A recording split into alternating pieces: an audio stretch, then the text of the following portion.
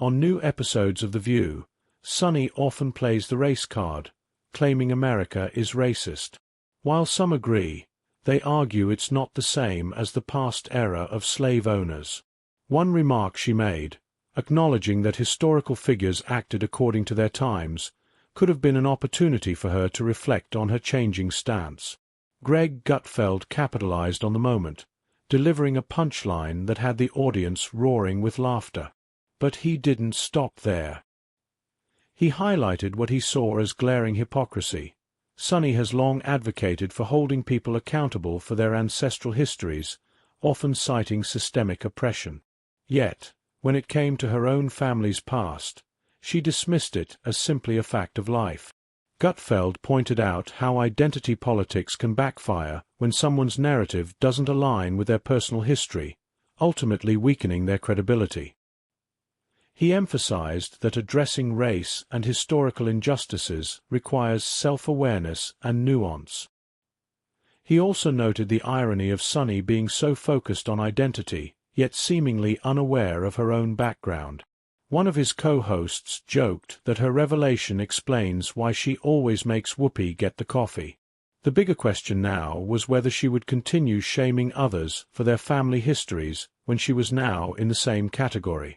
Gutfeld argued that reducing complex issues to identity-driven narratives often leads to blind spots, as seen in this case. The real twist, he emphasized, wasn't just that Sunny's ancestors were part of a system she actively condemns. It was that she seemed unwilling to acknowledge the contradiction. Instead, she brushed it off, making her stance appear performative rather than genuine. Once the revelation about Sunny's family history surfaced online, social media exploded. Memes and jokes spread rapidly, with one viral post quipping, "Reparations? Let me write that check to myself real quick." Platforms like Twitter and TikTok were flooded with humorous takes and sharp critiques, ensuring the controversy stayed at the forefront. Some defended Sunny, arguing that no one should be held accountable for their ancestors' actions. But critics pointed out the contradiction. She has built her career by demanding accountability from others, yet she shrugged off her own family's past as insignificant. The backlash was swift, with many arguing that public figures who champion moral causes should apply the same scrutiny to themselves.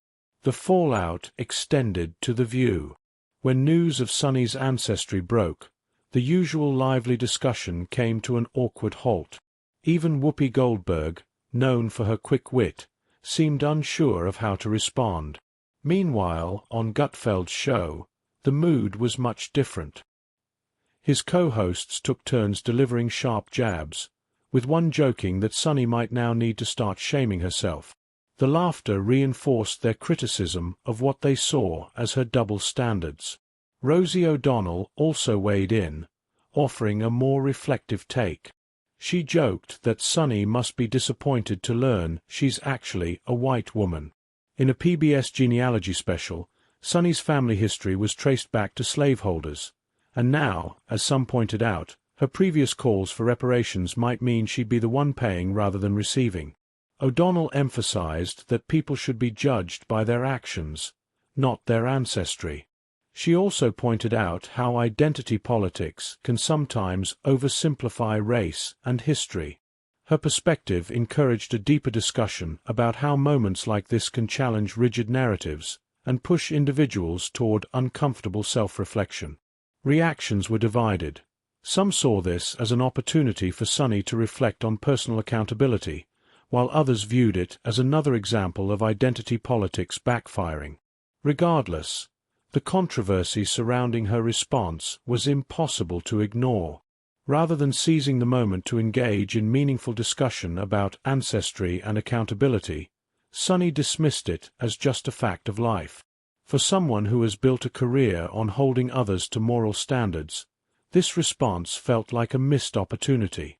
She could have used this moment for personal growth, acknowledging the irony and sharing her struggle in reconciling her family history. It could have sparked a deeper, more nuanced conversation about historical injustices and personal responsibility. Instead, the focus turned to her perceived hypocrisy, turning what could have been an enlightening moment into yet another debate over accountability. Sunny's story stands as a clear example that no one's history is without complexity, and that moral certainty can unravel quickly when inconvenient truths surface. Her situation raises an important question. If you demand accountability from others, shouldn't you be willing to hold yourself to the same standard? With the internet's reaction, viral memes, and Greg Gutfeld's sharp commentary, this moment isn't going away anytime soon. Whether Sunny chooses to address it directly or ignore it entirely will shape how people ultimately remember her. You know, if you average out the hosts of The View, they're among the dumbest people on television. Sunny's dumb, certainly not the brightest person, and what she just said doesn't make any sense. It's just so silly. It's not well thought out. It's like having an idea for a premise that's only half-baked, then going on stage with it and realizing there's nothing there. Just go for it. Yeah, there's nothing there. Sunny Hostin has recently been making headlines, but this time, it's not for her usual fiery commentary on The View. The focus has shifted to her husband, Dr. Emmanuel Hostin, and let's just say the news isn't painting him in the best light. Dr. Hostin, an orthopedic surgeon and the head of Hostin Orthopedics and Sports Medicine, is now at the center of a legal storm. The accusations? Insurance fraud, illegal kickbacks, and a massive RICO lawsuit involving a staggering 180 defendants. This is no ordinary legal matter. It's shaping up to be one of the most explosive scandals in recent history. Let's break it down. The RICO Act, short for the Racketeer Influenced and Corrupt Organizations Act, was originally designed to dismantle criminal enterprises like mafia syndicates. But in an unexpected twist, this case isn't about mobsters, it's about medical professionals. Doctors, surgeons, and healthcare workers are now caught in a massive legal scandal. The lawsuit alleges that Dr. Hostin and others were involved in a scheme to exploit the healthcare system for personal gain. They are accused of accepting illicit payments in exchange for performing unnecessary surgeries and inflating insurance claims with procedures that may have never even occurred. Imagine this: patients undergoing surgeries they didn't need, insurance companies unknowingly footing the bill, and money changing hands behind closed doors, like a rigged game of chance. But this isn't just about money. It's about people's health on the line. I mean, I'm not saying that Joe Rogan should be removed from Spotify. He's got 11 million listeners and a $100 million contract as of 2020. But I do think, as the podcast platform, you have to have some sort of guidelines.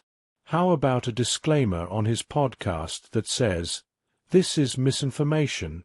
How about removing some of the podcasts that... The lawsuit takes direct aim at Dr. Hostin, accusing him of accepting financial kickbacks for recommending and performing arthroscopic surgeries, minimally invasive joint procedures. At first glance, these surgeries might seem routine, but according to the lawsuit, many of them were allegedly unnecessary. Were these patients genuinely in need of knee or shoulder surgeries, or were they unsuspecting participants in a money-making scheme?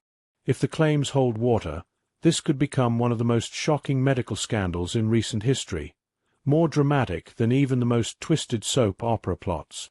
Imagine trusting a doctor, only to discover you were a pawn in a profit-driven scam. That kind of betrayal doesn't just sting, it undermines the very core of doctor-patient trust.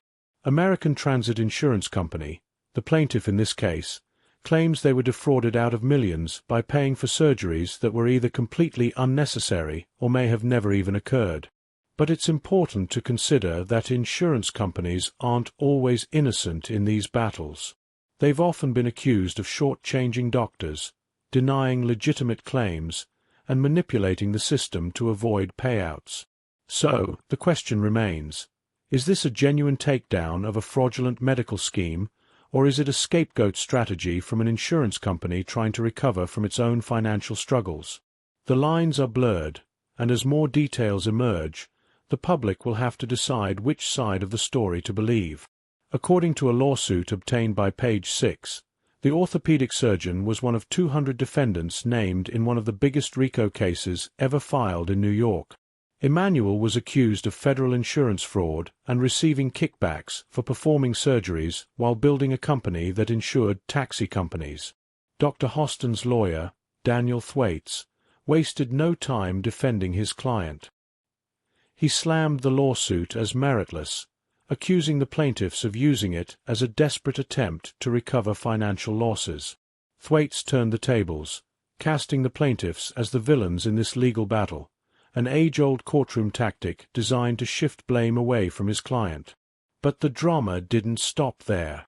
Enter Joe Rogan. The podcast mogul and media critic quickly jumped into the fray, calling out The View for what he saw as blatant hypocrisy. Rogan pointed out how Sunny Hostin often projected an air of moral authority, acting as though she had all the answers, especially when it came to medical matters, all because her husband is a doctor. But here's the twist. While she positioned herself as a champion of accountability, she may have been well aware of her husband's questionable dealings.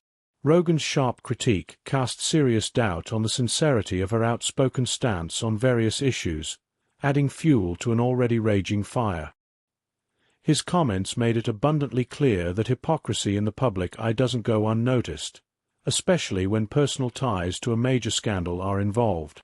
This only deepens the already complex drama surrounding Sunny Hostin, forcing the public to reconsider her credibility. As the legal battle continues and more details come to light, the real question isn't just about the lawsuit, it's about the truth behind the personas the public places its trust in. What happens when the moral high ground collapses under the weight of personal and professional contradictions? This scandal has far-reaching implications that go beyond Dr. Hostin's legal troubles. It challenges the public's perception of accountability and the figures they follow.